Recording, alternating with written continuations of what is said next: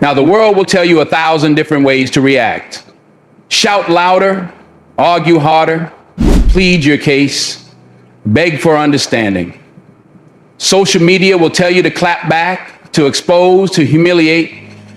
But I'm here tonight to tell you something different. I'm here to talk about how real men, how men of substance, men of character, handle disrespect. And let me tell you, it ain't by arguing. It ain't by begging.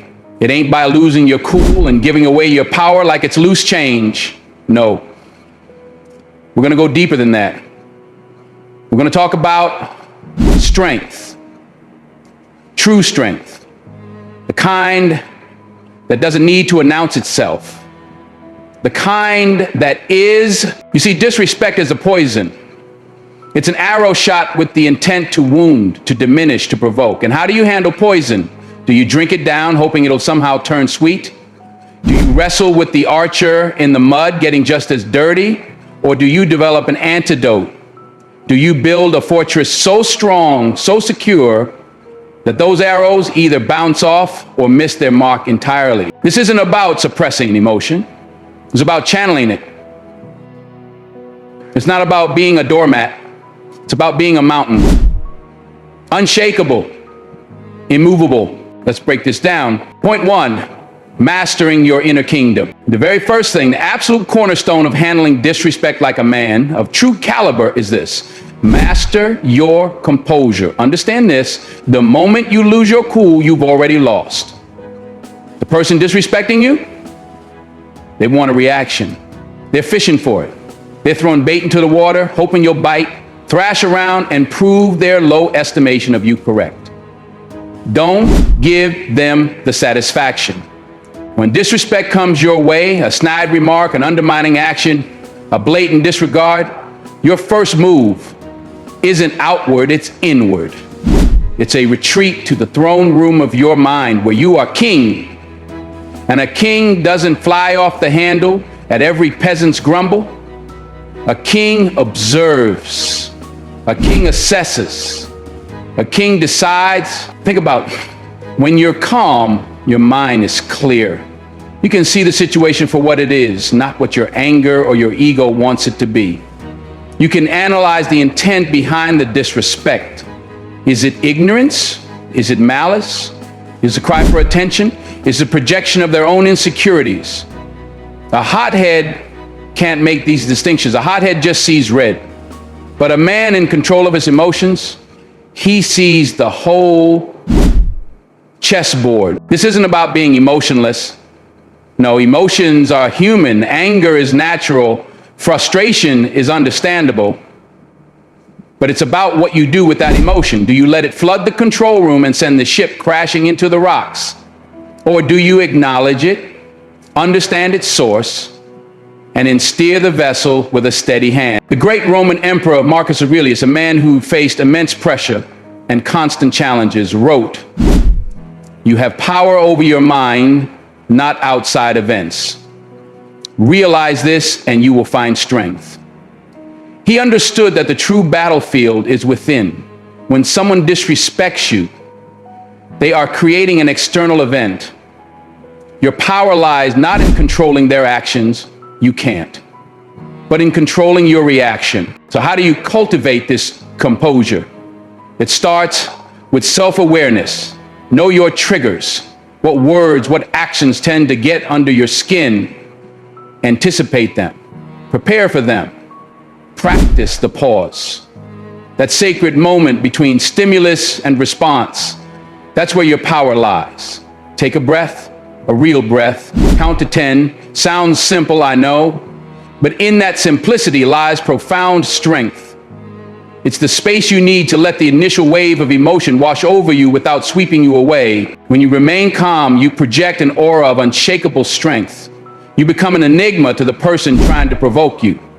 They expect a fight, a shouting match, a display of wounded pride.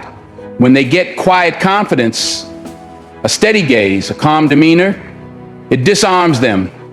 It confuses them. It often makes them look foolish, their aggression highlighted against your tranquility.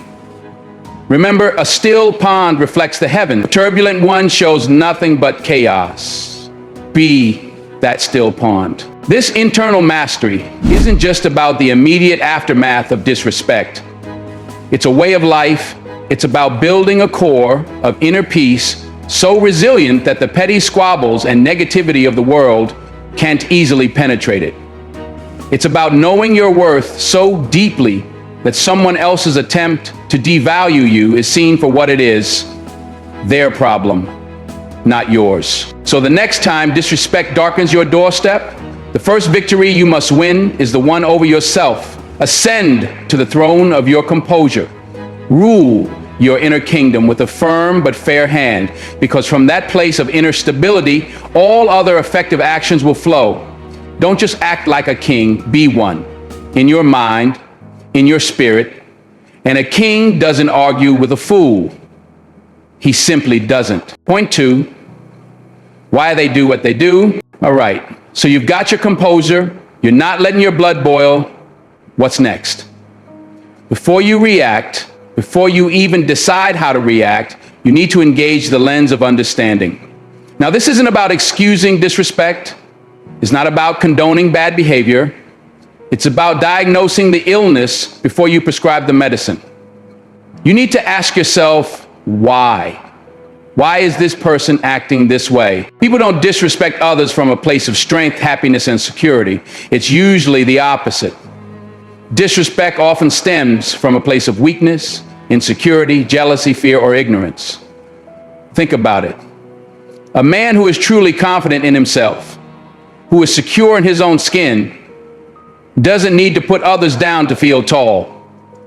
He doesn't need to belittle others to feel important. His validation comes from within. So when someone throws shade your way, try to look past the offensive words or actions and see the person behind them. Are they threatened by your success? Are they projecting their own failures and frustrations onto you? Are they simply ignorant and lacking in social graces or emotional intelligence? Are they having a terrible day, a terrible week, a terrible life, and you just happen to be the nearest target? This isn't about becoming a psychoanalyst for every Tom, Dick, and Harry who crosses you. It's about strategic intelligence. Understanding the why informs your how. If someone is disrespecting you out of pure ignorance, a gentle but firm correction might be all that's needed. If it's malice born of jealousy, a different approach is required, perhaps one of distance and disengagement. If it's a pattern of behavior, a more definitive boundary needs to be set. Consider the words of Booker T. Washington, a man who navigated a deeply prejudiced and disrespectful world with incredible dignity. I will permit no man to narrow and degrade my soul by making me hate him. He understood that internalizing their hate, their disrespect, would diminish him. Part of that was understanding, or at least acknowledging, the pitiable state of those who traffic in such negativity. When you understand that their disrespect is often a reflection of their own inner turmoil, it depersonalizes the attack. It's not really about you, it's about them, their issues, their baggage, their demons. And when it's not about you, it's much harder for it to truly wound you. It's like someone throwing mud. If you understand they're covered in it and just flinging it wildly, you're less likely to feel personally targeted and more likely to simply step out of the way. This understanding also prevents you from making mountains out of molehills. Sometimes disrespect isn't intentional. Sometimes it's a clumsy comment, a thoughtless action. If you fly off the handle at every perceived slight without first trying to understand the intent, you'll spend your life in a constant state of agitation, fighting battles that don't need to be fought. So before you react, before you unleash your righteous anger, and believe me, there are times for righteous anger, but we'll get to that, take a moment, put on the lens of understanding. Ask yourself, what's really going on here? Is this a wounded animal lashing out? Is this a fool speaking his native tongue? Is this a calculated attempt to undermine me?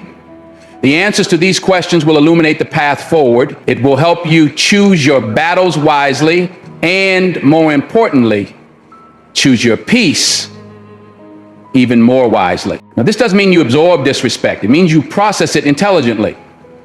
You see it for what it is. And in seeing it clearly, you rob it of much of its power to disturb your peace. or dictate your actions. You're not just reacting, you're responding with wisdom. And wisdom, my friends, is a weapon far more potent than rage. Point 3, setting boundaries with silent strength. Now we're getting to the meat of it. You're composed. You've sought to understand the source. What next?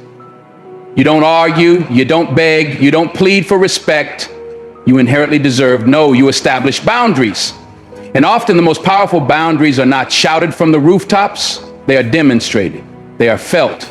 They are the unseen fence. A boundary isn't a wall you build to keep everyone out. It's a clear line you draw in the sand that says this far and no further. This is acceptable and this is not. And when someone crosses that line, you don't necessarily need to engage in a lengthy debate about why the line is there or how dare they cross it. Sometimes the most powerful responses are shifting your energy, a withdrawal of your engagement, a clear but unspoken message that their behavior has consequences. Think about it. When you argue with someone who is disrespecting you, you are often validating their premise. You are engaging on their terms, on their level. You are dignifying their disrespect with a debate. Why? If someone is determined to misunderstand you, to belittle you, to provoke you, do you really think a well-reasoned argument is going to change their mind? Often, it just gives them more ammunition, more opportunity to twist your words, more of your energy to feed on. Real men, men of substance, understand that their time, their energy, their focus are valuable commodities. They don't squander them on fruitless arguments with those committed to disrespect. Instead, they make their boundaries known through their actions. How does this look in practice? It might be a sudden coolness in your demeanor, a withdrawal of warmth, a shift from open engagement to polite but distant formality. If it's a colleague who consistently undermines you in meetings, perhaps you stop sharing your ideas with them beforehand. Perhaps your interactions become strictly professional, devoid of the casual camaraderie you might share with others. You're not being rude, you're not being aggressive, you're simply adjusting your level of engagement to match the level of respect you're receiving. It can be as simple as ending a conversation. If someone is being verbally abusive or disrespectful, you don't have to stand there and take it. You can calmly say, I'm not going to continue this conversation if you're going to speak to me that way, and then you walk away. No drama, no shouting, just a clear, decisive action that communicates your boundary. You're not begging them to change their tone. You're removing yourself from the disrespectful situation. If you're teaching them how you expect to be treated by demonstrating what you will and will not tolerate, the philosopher and poet Ralph Waldo Emerson said, "Your actions speak so loudly, I cannot hear what you say." This is the essence of the unseen fence. Your actions, your withdrawal, your change in demeanor, your disengagement communicate your boundaries far more effectively than 1,000 angry words. Sometimes this means creating physical or emotional distance. If someone consistently disrespects you, you might need to limit your interactions with them or even cut ties altogether. This isn't a sign of weakness. It's a sign of self-respect. It's an acknowledgement that you value your peace and well-being more than you value the presence of someone who consistently seeks to diminish you. The beauty of the unseen fence is that it puts the onus on the other person. They will notice the shift, they will feel the change in the dynamic, and then they have a choice. They can either adjust their behavior to regain your respect and engagement, or they can continue on their path and you will continue on yours with your peace intact. You're not forcing them to do anything, you're simply controlling what you allow into your space. This takes courage, it takes self-awareness, it takes a refusal to be drawn into pointless battles. But when you master the art of setting boundaries with silent strength, you'll find a new level of freedom and self-respect. You're not at the mercy of other people's bad behavior. You are the gatekeeper of your own peace. And that, my friends, is true power. Point 4, when no words are the loudest. We've talked about composure, understanding, and boundaries. Now let's talk about a tool that is so often underestimated, yet so incredibly powerful in the face of disrespect: silence. strategic silence. Not the silence of fear, not the silence of weakness, but the silence of strength. The silence that speaks volumes when words would only cheapen the moment or escalate the conflict. In a world that is so noisy, where everyone is clamoring to be heard, where a quick retort or a cutting remark is often seen as a sign of wit, choosing silence can be a radical act. When someone disrespects you, especially if they're trying to provoke a reaction, your silence can be incredibly unnerving to them. It's not what they expect. They expect you to yell, to argue, to defend yourself. When you offer them nothing but a calm, steady silence, you rob them of their power. You refuse to play their game. Think about it. An argument needs two participants. A fire needs oxygen. When you refuse to provide your side of the argument, when you refuse to fuel their fire with your words, the disrespect often just hangs in the air, exposed for its ugliness, with nowhere to go. Your silence becomes a mirror, reflecting their behavior back at them. This isn't about being passive. It's about being strategically quiet. It's about choosing your response. And sometimes the most powerful response is no verbal response at all. Your body language, your eye contact, your continued composure during that silence, these things will speak for you. A calm, unwavering gaze can be far more intimidating than a torrent of angry words. Consider the wisdom of Leonardo da Vinci. Nothing strengthens authority so much as silence. When you are being disrespected and you meet it with a dignified silence, you are asserting your authority over yourself, over your emotions. You are showing that you are not so easily rattled, that their words do not have the power to control you. When is silence most effective? It's effective when the disrespect is petty, designed merely to get a rise out of you. Your silence says, "You're not worth my breath." It's effective when the other person is clearly irrational or out of control. Arguing with someone in that state is like wrestling a pig in mud. Sooner or later, you realize the pig is enjoying it. Your silence denies them that satisfaction. It's effective when you know that any words you say will be twisted or used against you. Silence offers no ammunition. It's effective when you want to make the other person deeply uncomfortable with their own behavior. Your silence creates a vacuum, and often they will rush to fill it, sometimes even backpedaling or exposing more of their own folly. Now, this silence isn't an empty, defeated silence. It's a pregnant pause. It's a silence that allows you to observe, to think, to strategize if further action is needed. It's a silence that communicates, "I hear you, I see you, and I am not impressed. I am not engaging on this level." There are times, of course, when silence is not appropriate. If a boundary needs to be verbally stated, if a serious accusation needs to be refuted for the record, then you speak. But even then, you speak with the calm authority we've discussed, not in a desperate attempt to win an argument, but learn to embrace the power of the pause, the strength of strategic silence. It's a discipline. It requires you to resist the urge to immediately defend your ego. It requires you to be comfortable with the tension that silence can create. But the man who can wield silence effectively is the man who controls the frame of any interaction. He doesn't get drawn into the mud. He stands on solid ground, watching the other person exhaust themselves in their own negativity. Don't be afraid of the quiet. Sometimes the most profound statements are made without uttering a single syllable. Let your silence be your strength.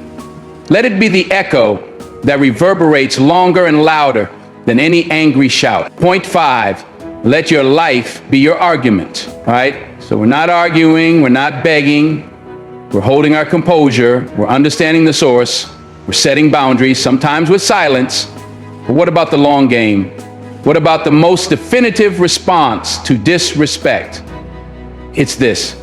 Let your actions, your achievements, your life be your ultimate argument. Words can be debated, accusations can be flung, but demonstrated excellence, sustained success, unwavering integrity, these things are hard to argue with. When you are busy building your empire, when you are focused on your purpose, when you are living a life of meaning and contribution, the petty barbs of disrespect lose their sting. They become gnats buzzing around a lion, annoying perhaps, but ultimately insignificant. Instead of wasting your precious energy trying to convince a detractor of your worth, invest that energy in becoming undeniably worthy. Instead of arguing about your intelligence, demonstrate your intellect through your work, your ideas, your solutions. Instead of debating your character, live a life of such integrity that false accusations crumble under the weight of your reputation. This isn't about seeking external validation. It's about internal drive and external manifestation. It's about focusing on what you can control, your effort, your choices, your growth, rather than what you can't, other people's opinions, or their propensity for disrespect. Think of the great achievers throughout history. Many of them faced immense criticism, doubt, and outright disrespect. Did they spend all their time in the town square arguing with every naysayer? No. They went to their workshops, their laboratories, their studios, their fields, and they worked, they produced, they created, they achieved. And their achievements, Eleanor Roosevelt, a woman of incredible strength and accomplishment who faced her share of public scrutiny and personal attacks, said, "No one can make you feel inferior without your consent." How do you withhold that consent? By being so secure in your own values, so focused on your own path, so engaged in your own meaningful work, that the attempts of others to diminish you simply don't find fertile ground. When someone disrespects you, especially if it's born of jealousy or an attempt to bring you down to their level, the greatest comeback isn't a witty retort. It's your continued ascent. It's your relentless pursuit of your goals. It's the quiet, unassailable evidence of your success and your character. Let them watch you rise. Let them see you thrive. Not in spite of their disrespect, but almost as if it's irrelevant background noise. This approach does a few powerful things. First, it keeps your focus where it belongs, on your growth, your mission, your purpose. Energy spent arguing is energy diverted from building. Second, it often silences critics more effectively than any verbal defense. Success has a way of speaking for itself, and it speaks a language everyone understands. Third, it builds your own self-respect. When you know you are living a life of purpose and integrity, the opinions of those who seek to disrespect you matter less and less. Your validation comes from within, from the knowledge that you are striving, you are achieving, you are becoming the man you are meant to be. So when faced with disrespect, ask yourself, where is my energy best spent? In the gutter, trading insults, or on the mountain, climbing higher? The choice is yours. Don't just tell people who you are, show them. Let your actions be so loud, so clear, so undeniable that the whispers of disrespect fade into insignificance. Let your life be your argument. It's the most eloquent, most powerful, and most lasting statement you can ever make. Point 6, knowing your inherent worth. This point underpins everything we've talked about: composure, understanding, boundaries, silence, action. None of it truly works. None of it holds without a deep, abiding self-respect. This is your shield. This is your armor. This is the unwavering conviction of your own inherent worth, a worth that is not granted by others and therefore cannot be taken away by them. When you truly respect yourself, when you know your value deep in your bones, the disrespectful acts or words of others land differently. They don't penetrate as deeply. They don't define you. You see them for what they are, a reflection of the other person's issues, their insecurities, their lack of character, rather than a true assessment of who you are. A man who doesn't respect himself is an easy target for disrespect. He's more likely to internalize it, to believe it, to let it erode his confidence. He's more likely to engage in desperate behaviors, arguing, begging, trying to win approval, because his sense of self is fragile and dependent on external validation. But a man who carries himself with self-respect operates from a different plane. He understands that respect from others is a byproduct of self-respect, not a prerequisite for it. He doesn't need everyone to like him or approve of him. He needs to be able to look himself in the mirror and respect the man looking back. How do you cultivate this profound self-respect? It starts with integrity, aligning your actions with your values, living a life that you can be proud of even when no one is watching. It involves self-care, taking care of your physical, mental, and emotional well-being, recognizing that you are worthy of that care. It means setting and achieving meaningful goals, however small. Each accomplishment builds self-efficacy and reinforces your sense of capability. It means forgiving yourself for your mistakes and learning from them rather than letting them define you. Self-respect isn't about perfection, it's about growth and resilience. It means surrounding yourself with people who uplift you, who see your worth, and who treat you with the respect you deserve, and having the courage to distance yourself from those who don't. The great writer and philosopher Voltaire stated, "We are rarely proud when we are alone." However, I'd offer a nuance.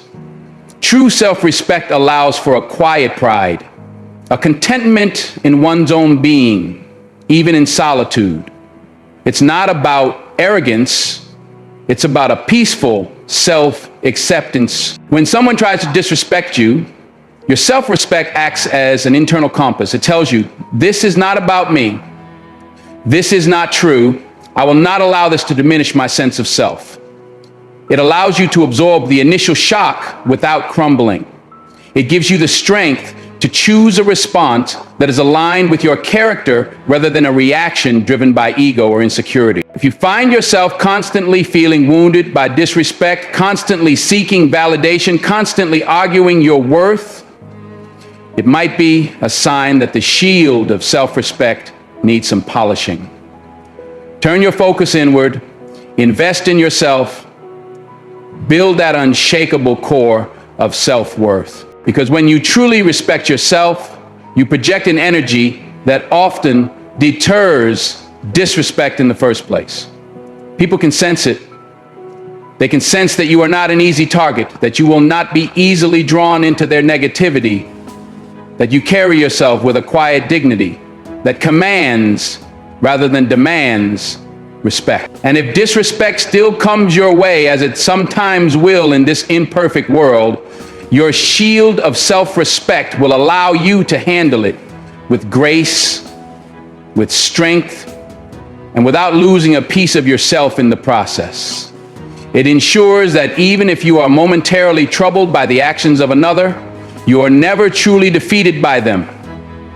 Your worth remains intact, untarnished, because it comes from within. That, my friends, is the ultimate defense. Point 7, when words are necessary, wield them wisely. Now, I've said a lot about not arguing, about silence, about letting your actions speak, and all of that is true, vital. But let's be clear, being a real man, a man of substance, does not mean being a doormat. It does not mean you absorb endless abuse or allow serious transgressions to go unchecked. There are times when disrespect crosses a line so egregious, so harmful, or so persistent that a direct verbal confrontation is not only appropriate but necessary. This is the calculated confrontation. Notice the word calculated. This isn't the emotional, reactive outburst we've warned against. This isn't arguing for the sake of arguing. This is a deliberate, controlled, and purposeful use of words to address a serious issue, to reestablish a critical boundary, or to defend your integrity when silence or indirect action is insufficient or could be misinterpreted as weakness or complicity. When do you choose this path? When the disrespect is causing tangible harm, to your reputation, your career, your family, or your well-being, when it's a pattern of behavior that, despite more subtle boundary setting, continues to escalate, when a clear, unambiguous message needs to be sent that such behavior will not be tolerated, period, when core values are being violated, and to remain silent would be a betrayal of those values. But even in confrontation, how you confront matters as much as that you confront. A real man doesn't resort to insults, yelling, or aggression. That's losing control. And we've established that's losing the battle. Instead, the calculated confrontation is characterized by calmness and clarity. You approach the situation with the same composure we discussed earlier. Your voice is firm but calm. Your words are clear, concise, and to the point. You state the facts of the disrespectful behavior without emotional embellishment. When you said X in the meeting, I found it undermining. This pattern of Y behavior is unacceptable. Focus on behavior, not character. While some disrespect is a character issue, initially framing your confrontation around specific observable behaviors is often more constructive. Instead of "you are a disrespectful person," try "your comment about Z was disrespectful." This gives the person a clearer understanding of what they did wrong and, theoretically, an opportunity to address that behavior without becoming completely defensive about their entire being. State the impact in your expectation, clearly articulate how their behavior impacted you or the situation. This makes it difficult to maintain a productive working relationship. This undermines team morale. And then clearly state your expectation or the boundary. I expect to be treated with professional courtesy. I will not tolerate being spoken to in that manner again. Be prepared for their reaction, but don't be swayed from your core message. The other person might get defensive, deny, attack, or even try to turn it around on you. Maintain your composure. Don't get drawn into a tit-for-tat argument. Stick to your facts and your clearly stated boundary. You don't need to win an argument. You need to deliver a message and establish a limit. Know your desired outcome and your next step. What do you hope to achieve with this confrontation? An apology? A change in behavior? An agreement? And if that doesn't happen, what's your next step? Will you escalate the issue? Will you further distance yourself? Having this clarity beforehand gives your confrontation purpose and power. Consider the words of Martin Luther King Jr., a man who confronted injustice on a monumental scale, often with powerful, carefully chosen words. Our lives begin to end the day we become silent about things that matter. There are things that matter enough to speak up, even to confront. But he also showed us that such confrontation can be done with dignity, with moral authority, and with a clear strategic purpose. This calculated confrontation is not about seeking conflict. It's about resolving it, or at least clearly defining the terms of engagement moving forward. It's an assertion of self-respect and a demand for basic human dignity. It's saying, I see what you're doing, I understand it, I've tried other means, but now this needs to be addressed directly. It takes courage to confront. It takes wisdom to know when and how. But the man who shirks every necessary confrontation out of fear or a desire to avoid discomfort is not a man of full strength. He is allowing others to dictate the terms of his existence. So while your primary tools might be composure, understanding, silent boundaries, and letting your actions speak, keep the tool of calculated direct confrontation in your kit. Sharpen it with wisdom, guide it with calmness, and use it sparingly but decisively when the situation truly calls for it. Don't seek fights, but don't shrink from them when they are essential to protecting your peace, your integrity, or your well-being. So there you have it. This isn't a magic formula. This isn't a 5-step plan to a life free of disrespect, because disrespect in its many forms is part of the human experience.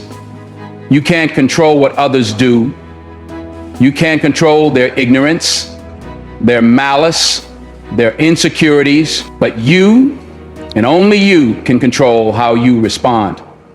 You can choose the throne of composure over the pit of rage. You can choose the lens of understanding over the blindness of anger. You can choose the unseen fence of firm boundaries over the chaos of undefined limits. You can choose the echo of strategic silence over the noise of pointless arguments. You can choose the currency of undeniable action, letting your life be your most powerful statement. You can choose to gird yourself with the unbreakable shield of self-respect. And yes, when necessary, you can choose the calculated confrontation, wielding your words with precision and power. This path isn't easy. It requires discipline. It requires self-awareness. It requires a commitment to being a man of character, not just a man of reaction. It means sometimes swallowing your pride in the short term to preserve your peace in the long term. It means understanding that true strength isn't about how loudly you can shout, but how calmly you can stand your ground.